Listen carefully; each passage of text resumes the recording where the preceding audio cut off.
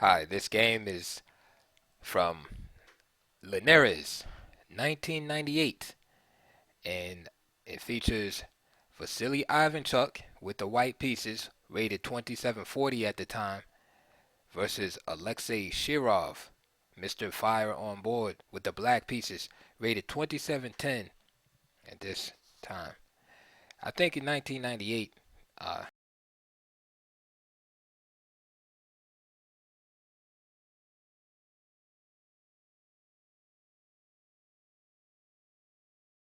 Kramnik, who was also in his prime at the time. And the winner was supposed to take on the world champion at the time, Gary Kasparov. And there was some controversy after Shirov had won the match, and Shirov was never given the opportunity to play for the world championship match. And that's a saga that you could read about online. And I always wondered if that affected his play afterwards. I mean, he's still a very strong player, but it seemed like he was never really the same after about 2000 or in that time.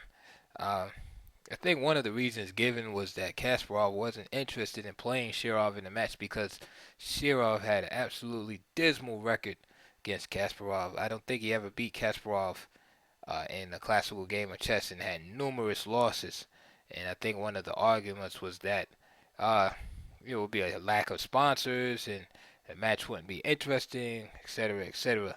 But I felt bad for Shirov because he did earn that right to play for the title, regardless of his past record against the world champion. And it also makes me think of Spassky Fischer. That before Fischer played Spassky for the world championship, Fischer had never defeated Spassky either uh, in a game rather. Although Fischer's record wasn't nearly as dismal as Shirov's was at the time, but nevertheless, that's water under the bridge, and I just wanted to give you a little background, a taste of the spirit of the time back on February 23rd, 1998, when these two titans of the chess world played. So again, Vassily Ivanchuk, the mercurial GM of with the white pieces versus Alexei Fire on Board Shirov with the black pieces. So here we go. E4. I love E4. E5, knight F3, knight C6, bishop C4, bishop C5, giuoco piano, C3, knight F6, knight F6, taking the opportunity to develop with a threat at the same time. D3, D6, Queen E2,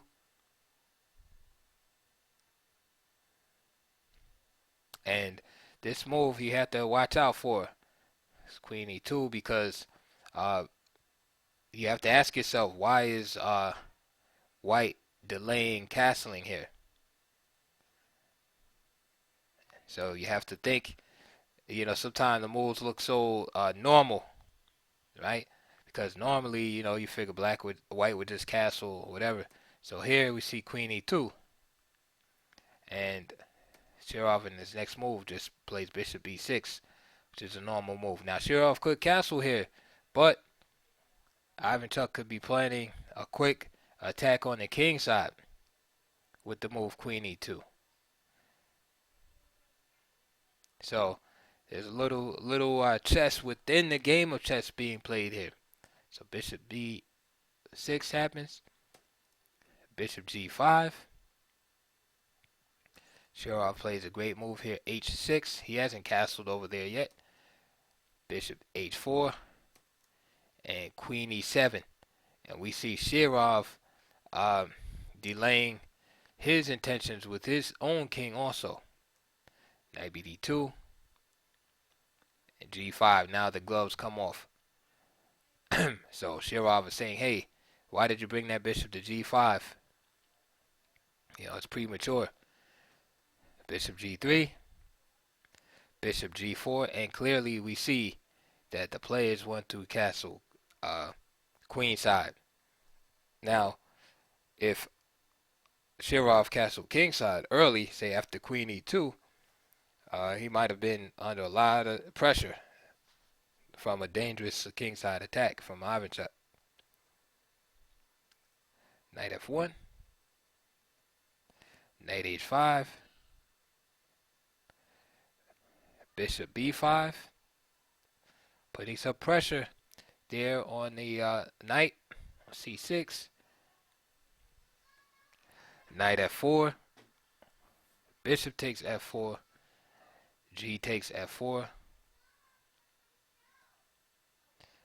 knight 1 goes back to d2, rook g8, Shirov occupies the open file. So here we can see that this is one of those typical examples where black has the bishop pair in compensation for his damaged pawn structure.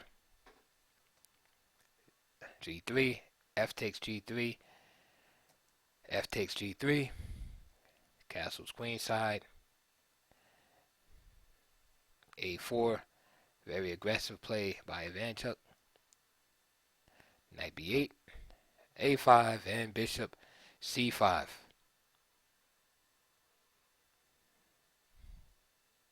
Bishop c4. Some of you want to see what happens after bishop b4. It's all good. I got you covered. a6. And after, say, bishop c4, then just bishop a7. Or you can get bishop takes,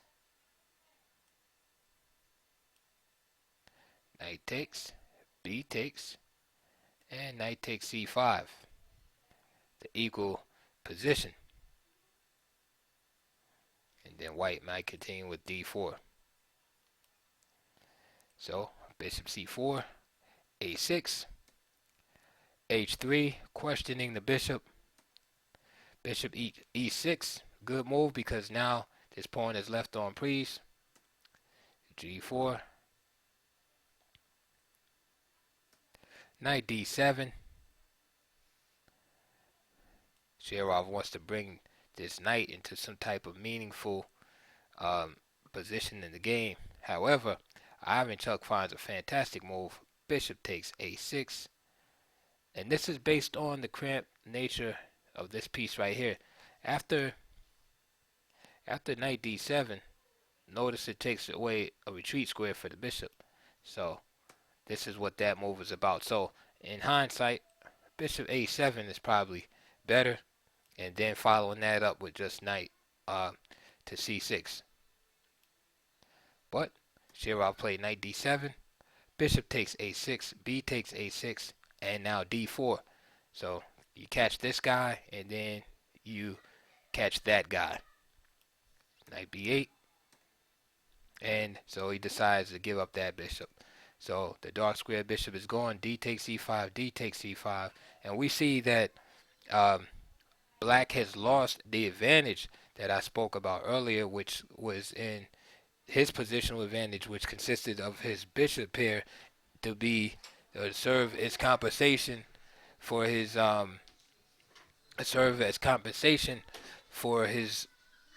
double actually multiple sets of shattered pawns. So there's so many pawns, it looks like the black pawns have just been scattered on the board. So the bishop pair served as some type of compensation for that. Now he's lost the bishop pair. His knight is on b8. And a knight can't really move off b8 because of this pawn needs protection on a6. So the d takes c5. Ivanchuk castles. Ivanchuk is better here. There are a lot of weaknesses in the position. Queen e8 from Shirov. And the idea is to try to get over here into white's territory. Knight takes e5. So just a clear plus for white right now. Ivanchuk is sealing. Queen A4. Now, unfortunately, I don't know what the time situation was. If I know Ivanchuk is notorious for falling into time trouble, but here he has a comfortable position. He's better pawn structure. He's up um, material, and he's just winning at this point. Strategically, that is. I mean, he still has to play the game, but he has a nice position. Rook HF1. So now he has rooks on the open files, and basically it's funny because Black has his position looks totally demolished. He has no compensation for it. It's not like he's real active or anything.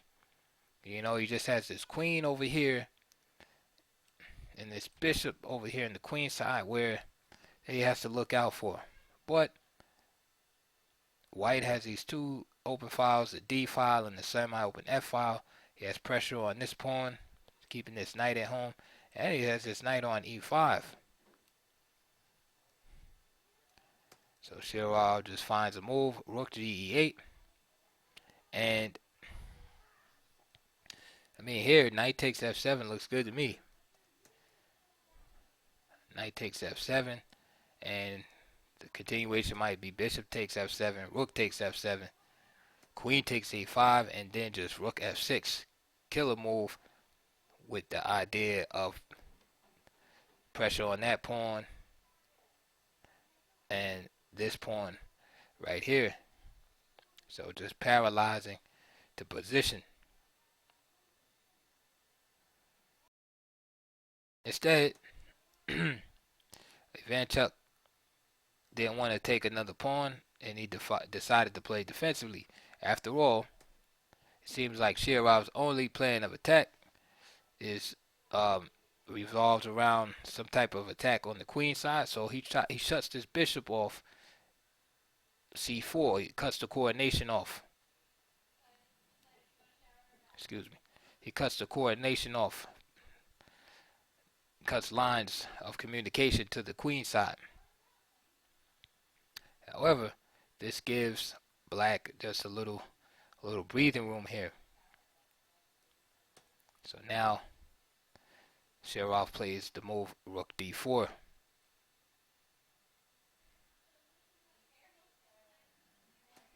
King B1.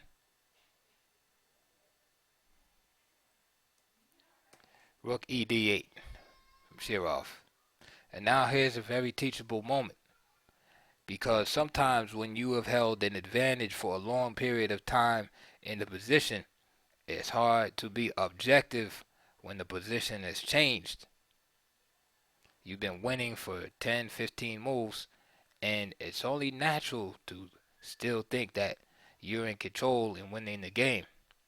However, it takes a lot of nerve to reassess the position and then come to the conclusion that I have lost my advantage. The tides have changed, and now it's time to try to bail out and perhaps consolidate the position. This is one of those times for Vassily Ivanchuk. Like I said, I don't know what the time situation was. Maybe he was in time pressure. I don't know. But in this position, we see the rooks are doubled up on the D file, and we can see the queen here on A4, and they're all x-raying through this knight looking at this rook right here. So basically, if this knight moves anywhere, this rook will be captured. So Ivanchuk plays rook F3, and he might have had an idea of playing a move like this and trading off the rooks, or even a move like that might come to mind. Looks respectable enough. However, Shirov, Mr. Fire on Board, found one move to make Vassily Ivanchuk give it all up. And if you want, you can pause the computer right here. Pause the video, not the computer. Because if you pause the computer, then you probably won't be able to see the video. But you can pause the video right now and analyze the situation and try to figure out what Alexey Shirov did. Okay, so in this position, Shirov played rook takes e4. Now, if knight takes e4, we see the double attack on the rook on d1.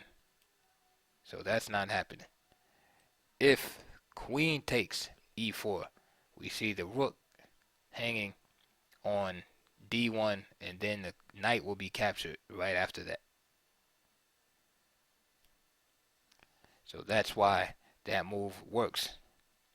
So besides the queen being threatened, the knight is also threatened on e5.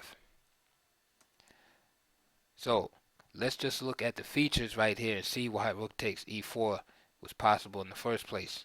Like I always say, look at the opponent's unprotected pieces and pieces that are only protected by one piece, because I count those as being unprotected also. But I repeat it for clarity, is look at the pieces that are totally unprotected, aka hanging pieces, like this knight right here on e5. That's just hanging, there's nothing protecting it. And then there's precariously protected, meaning they're only protected by one piece or one pawn. That's the case with this rook right here. The only thing protecting it is the queen on e2. So let's look at the pieces real quick. Knight e5, unprotected.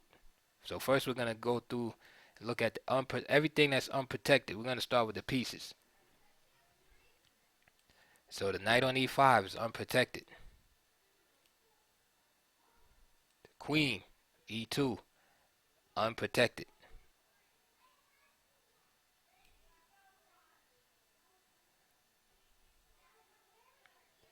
And then we can move to the pawns.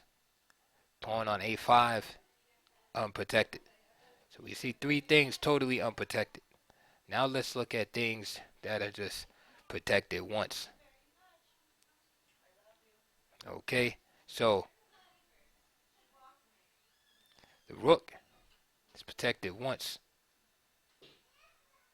The rook on d1, that is protected once.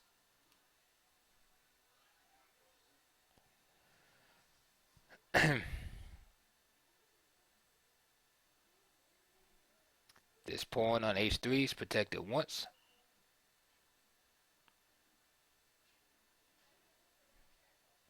And this pawn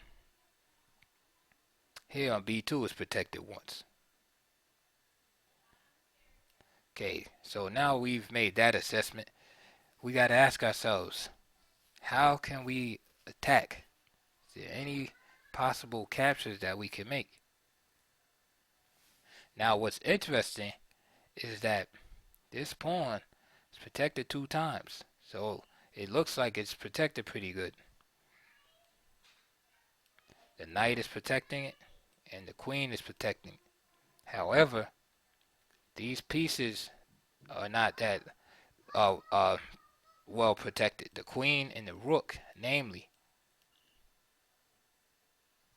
And that's what makes this possible, is we understand that if we remove any of these defenders, that these pieces become vulnerable instantly. So rook takes e4, and again, if the queen leaves the protection of the rook on d1, that rook falls. If the knight moves, then the scantily clad rook on d1 becomes exposed and is captured. And then again, we see that there's no protection for the queen and there's no protection for the knight. So basically, the white position is just too loose to withstand any type of tactical blow. And usually when you have a lot of pieces just unprotected or very weakly protected, these type of moves become possible in the position. And When you look at a position and you see a lot of looseness in the position, look for those type of moves. Always ask yourself if you can capture something, even if the capture looks ridiculous. Even if it looks ridiculous. For instance, rook takes c4, right? Rook takes c4 is a similar move because again, if queen takes c4, you capture this rook with check, and then you capture the queen, right? What about knight takes c4? Excuse me, knight e takes c4. Same thing with the rook. You see? So if you understand those principles, then you'll see that those type of moves. So in other words, rook takes e4 is strong, but so is rook takes c4. Both moves could have been played based on the same analysis. Another move that could have been played is f6, although not as strong. What's the idea with f6? Say f6, rook takes f6. Then you have the same thing going on. So always look at captures, even though the captures may look ridiculous. Work it out. Try to go 2 or 3 moves in your head. Well, if I take this, and try to refute yourself. Try to refute your own analysis. If you looking at the position and say, man, if I play rook takes c4, of course you can't do it over the board. You'd be in your head. You say, well, if I play rook takes c4, knight takes c4, now all of a sudden you say, I could grab that rook. He said, rook takes c4, queen takes c4. You're like, wow, I can still grab the rook. So now you might be saying, rook takes c4. Well, if he has knight e takes c4, then what? But then you realize, hey, this bishop is guarding c4 also. So for instance, rook takes c4, knight takes c4, bishop takes c4, and notice it can be captured. Same reasons. So move like queen e1 has to be done. And then after queen e1, bishop d3, and of course here is checkmate after queen c2. This means white has to give up the exchange.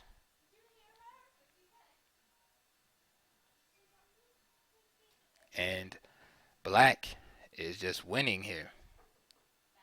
So that's just some insight on how to think in these positions, how to think in chess in general.